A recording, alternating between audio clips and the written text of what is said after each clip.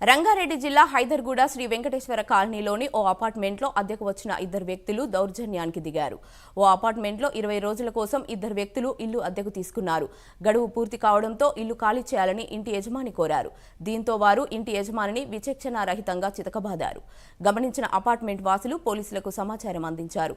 ఇంటి యజమాని రాజేంద్రనగర్ పోలీస్ స్టేషన్లో ఫిర్యాదు చేశారు.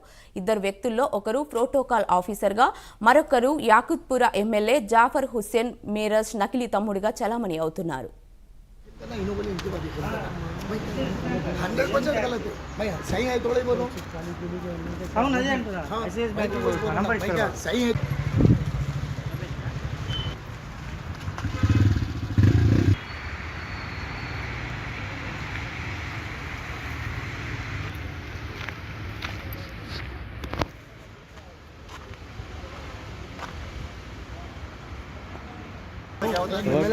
मेरे साहब आए तो ऐसा बोलते हैं, मेरे साहब ऐसा करो बोलते क्या?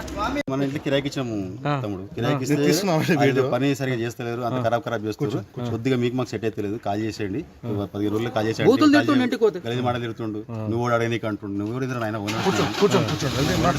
మీరు ఎట్లా మాడకం పద్ధతి కాదు, ఇష్టం కాదు. పద్ధతి ఉంటే మాడుతుంది అంటే మన మీకే రేస్ అవుతుండు. ఎంబీ కొట్టు పికో పాటు ఎంబీ కొమ్మటం అంటే కొట్టు వచ్చి ఇద్దరు కలిసి ఫోన్ చేసి ఆడ వచ్చాను టకటా కొట్టేసాడు. మీ దెబ్బలు కింద పడి కొట్టింది పిచ్చల